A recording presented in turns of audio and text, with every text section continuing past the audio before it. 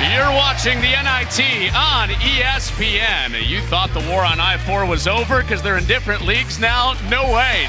The NIT brings South Florida and UCF together. Postseason basketball in March from Orlando. Off we go in an in-state rivalry. The war on I-4 gets renewed. Now with UCF in the Big 12, South Florida out of the American trying to come on the road and beat the Knights. Look for the Knights to go inside. Well, they do with Diallo for the first touch. That starting look for UCF, one of the best interior defensive teams that you'll see in all of college basketball. Coming off a second-round loss in the Big 12 tournament in Kansas City. Establishing that inside presence early. There's Diallo with another touch. Diallo is very strong. He's very fluid inside. He can go right shoulder, left shoulder. He's very effective. A little pace for USF, and the three goes down for the Orlando kid, Jose Placer. USF has the ball. He didn't want to give me an answer. No, he didn't. We didn't ask about the other way, though. What are they going to do about Diallo when he's got a little bit of size in there? Well, back to attacking a matchup with Pryor. This time it's Silla from the mid-range. And he's done a really good job of catching in the middle of that zone that time and being able to score it. A head-down drive, easy to Brandon Stroud. Stroud is going to be important on both ends of the floor because he's got to help him on the glass right there. Well, you talked about it. This is the key for UCF. 7 rebounds of difference. That's a huge difference. Is it more than the other? No, I think both of these coaches are happy to have their team. This is the most improved player and the 6th man in the American. Selton Miguel giving it up to Placer. Has a step with the quickness and 2 early baskets for Placer. The Bulls are trying to extend them and anything to distract the Knights from trying to pound the ball into the post area. Another paint touch. That's short, but an offensive rebound and a putback for Omar Payne, fresh off the bench. Payne is a talented player. He started his career at Florida, was heralded as a high school All-American. He's traveled a little bit, but he's found a home here with UCF. A couple of early baskets for the bigs for UCF. Oh, upstairs, a foul is called.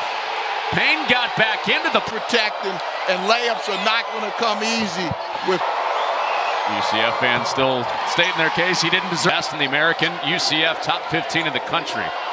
And there's some of that defense showing up, leaving to Avery on the break. That time, what the Knights are doing is they're jamming the passing lanes. Oh, right back at him with Corey Walker hanging on rims. Off South Florida, it'll stay baseline out. Dunk for dunk, back-to-back trips. I tell you, right there in transition, that's what you want. Easy with Avery right there, and then coming right back with Sellers right there finishing. Fences at him in that American semifinal game last weekend.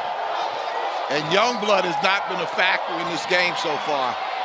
Well, Diallo, a good shot blocker. It didn't matter with Sam Hines ducking in. Yeah.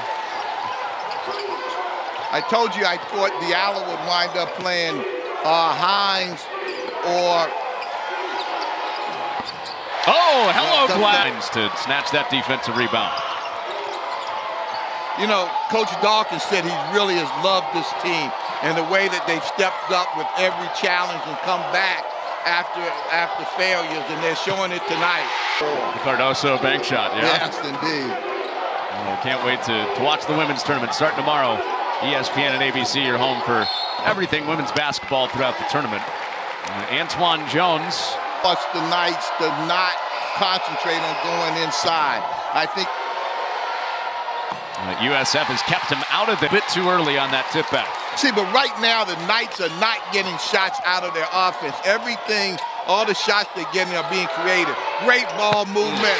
That's the ball movement I'm talking about for the fans. Maybe the first time seeing this bench, his acceptance to put the team first and his acceptance in winning basketball games. That's all he cares about. There's Reed. Another three for Reed. Back-to-back hits. Reed. Multitasking is hard sometimes. But to the turnover, here's Sellers on the step back, and that goes down. See, but right now, the Knights have got to make the Bulls work harder defensively than what they're doing. Here comes Pryor to set the screen. Out to Miguel. Giving no grounds on Shamari Allen. Now he gets free, and he hits the three. He is a great... Totally shut off on that first sequence. And Miguel found some freedom. See, that's the problem. Well, how about that pass and run out? The 180 slam for Pryor on the miss. And what I mean, the ball never touched the paint. I mean, and so let's see how many times they come down and the ball not touch the paint. And Johnson influenced that. Allen flushed it. That's where you want to finish, in the paint. You're going to be a lead in the country. It's been the thing that has carried them over some big wins this year. They've got to turn it up right now. Tyler Hendricks got caught on that screen, and Pryor made him pay with it. Every time. No, the near side official said counted it first. And then he used two hands and said, no, it's on the floor. The UCF thought it counted too. There's the hook for Omar Payne. They said, let him go to work. Where that ball was caught is interesting. You'll notice on the floor in the NIT, the lane lines are wider. That is by design as an experimental rule, as Pryor hits that. Experimental. They're 1-3-1 just to give a different look.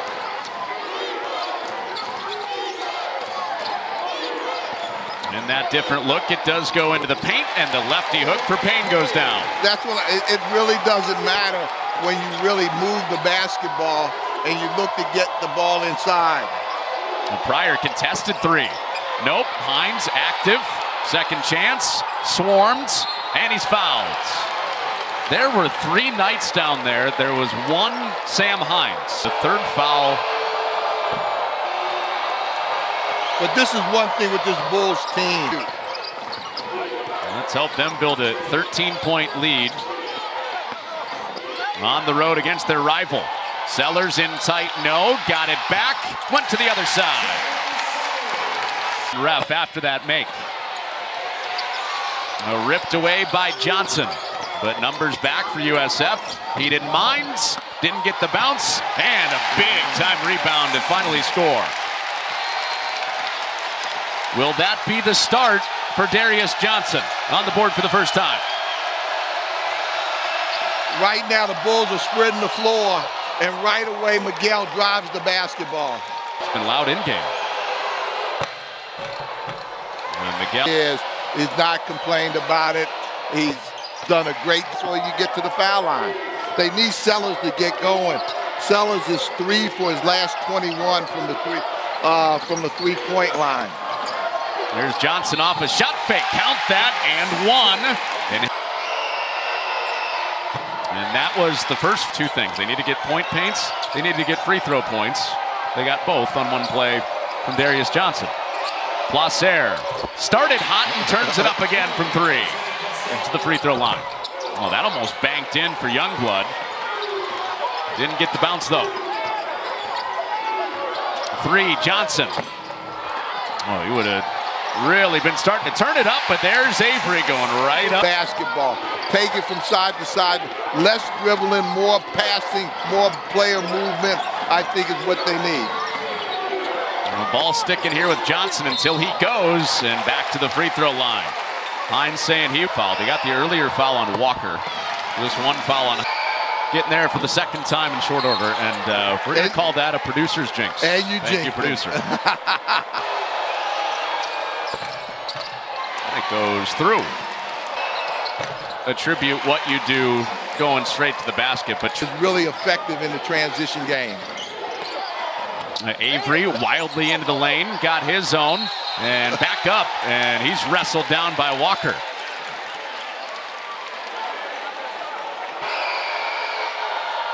UCF turning those into points too. They have easier to do that once they move the ball, I think, a little bit more. Again in the American, and that flip kind of got stripped this past year with UCF going to the Big 12, and Youngblood got shoved. Yeah. And that's unique for a basketball team. South Florida, Selton Miguel, 15 points per game. That'll Sellers for three.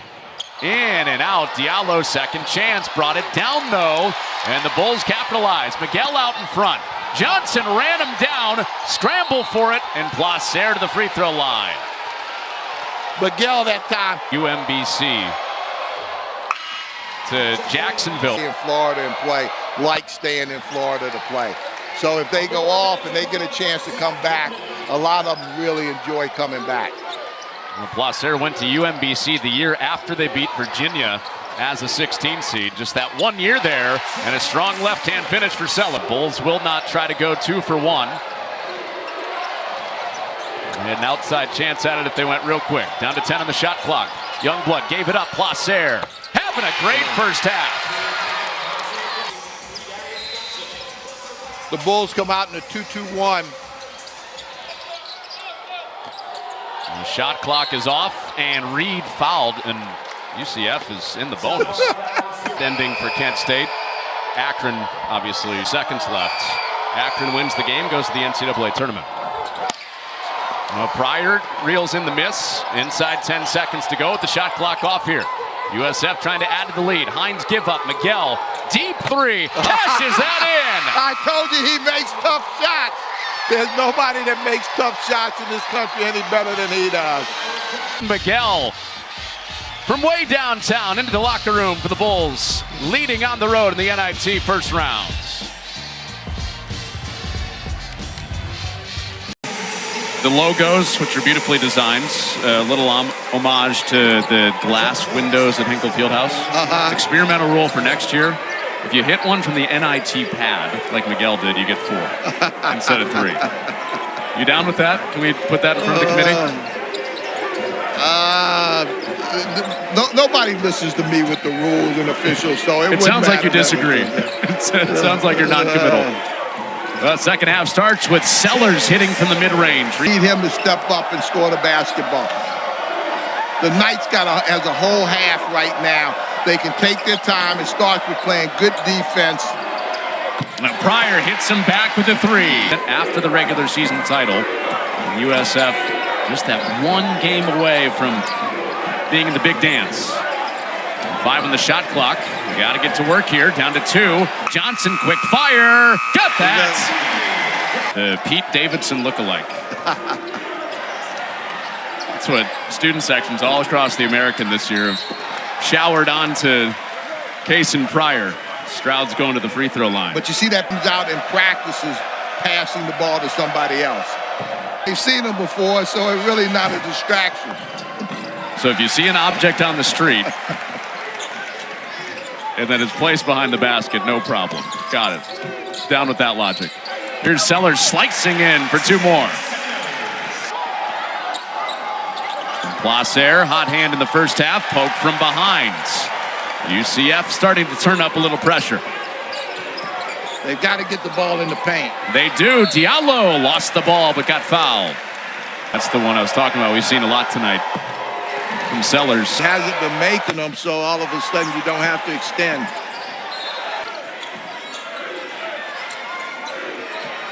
Sellers thought about it. He's been struggling from outside, so goes inside. Oh, he got the foul call.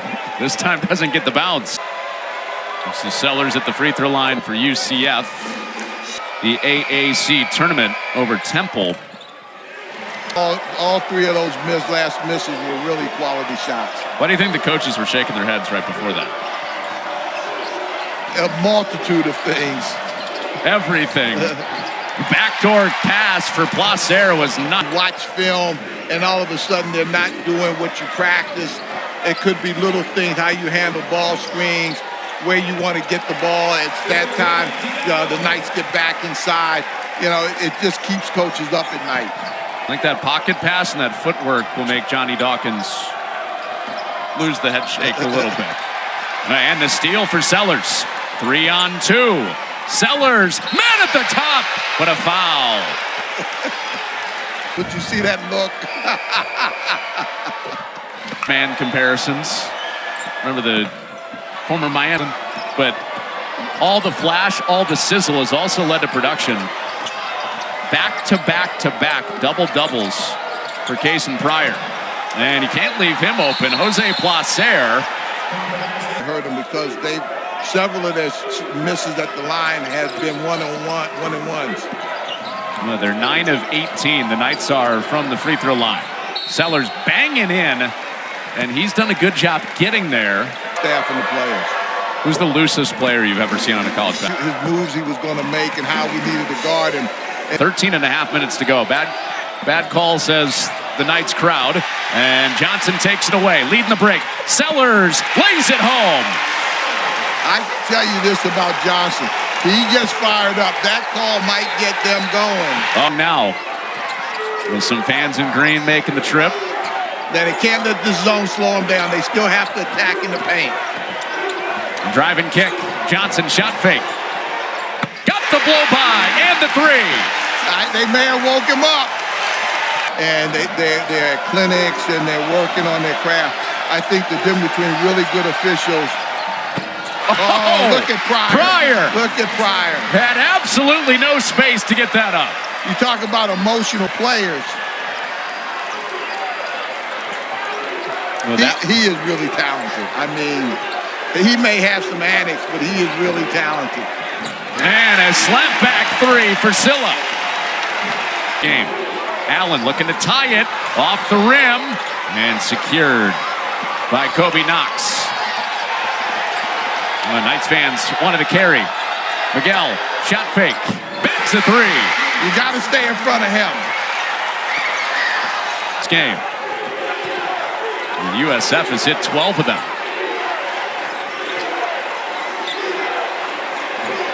Avery's got size and towering over Jaden Reed for a view was complete. So Payne and Johnson both with 4. Now USF trying to hold on to this lead, and Miguel, who took that big shot, will go to the free throw line. And tied for the team high with 14 points. Maybe it's the distraction, but not palm trees. So you got to go. That was tantalizingly close to going down. The FAU game comes to mind when USF was up 25 points and had to hang on late. Part of their 15-game winning streak. And that jumper is pure for 8 for the Knights. The biggest lead of 15 came in the opening minute of the second half for USF. UCF did lead early. Take to the rim, and there you go. Can't get their stop. They can't.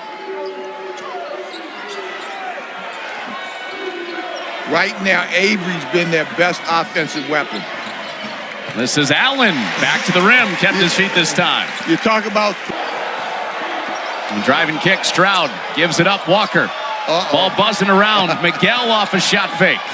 And Miguel off the window. Once the ball touched Miguel. The best news for USF is they get him back next year. One more year of eligibility after this. Into the paint. And Avery one more time getting a deep touch. 7 on the shot clock. Avery willing his way in and a little heavy. UCF looking for that big shot to finally get even. Stroud using the left hand. If you're USF, you got to think about going after Johnson, right? He's got 4 fouls. Yeah, but just you got to drive the basketball. Unless you're young blood, if you're young. Inside 3 minutes. UCF has not been able to get all the way back after they're down by 15.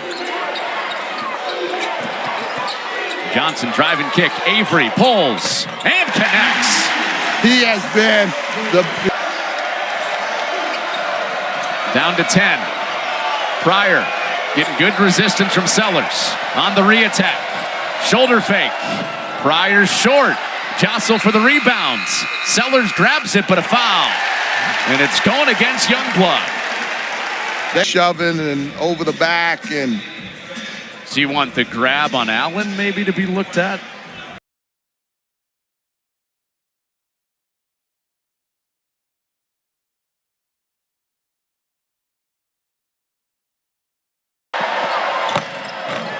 And a front end miss for Allen. Allen has had a tough day. He's missed some layups. He's missed some foul shots. He's played very hard, but he's had a tough day. Sitting on 4 points, missing that front end. And Shamari Allen trying to extend his career. He's out of eligibility once this season ends. And 4 different Knights playing for their career to extend. Miguel with the step through, wouldn't stick.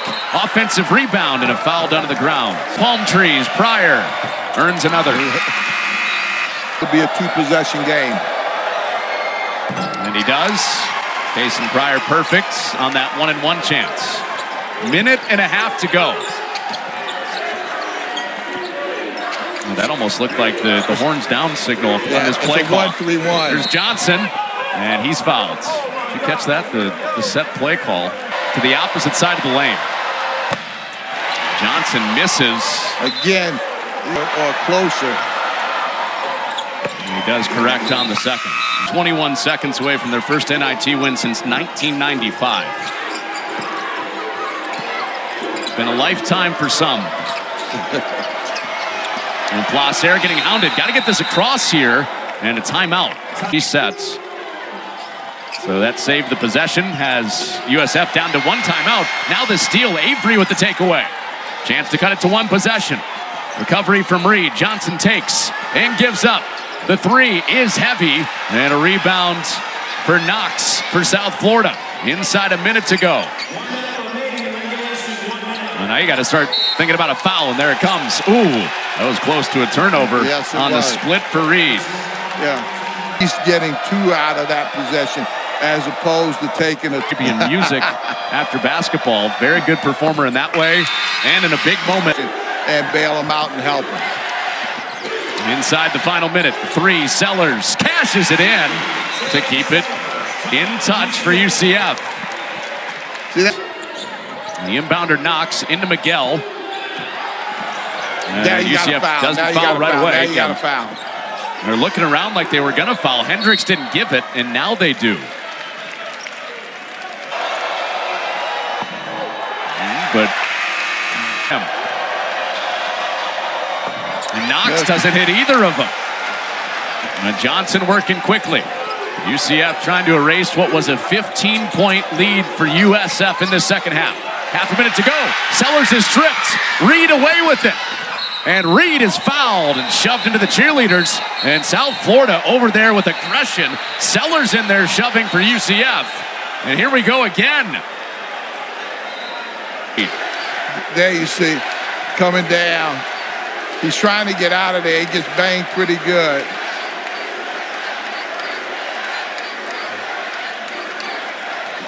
When you're down there by the cheerleaders, it got a little claustrophobic down in the corner. Yeah. Well, he got pushed and he jumped up, but...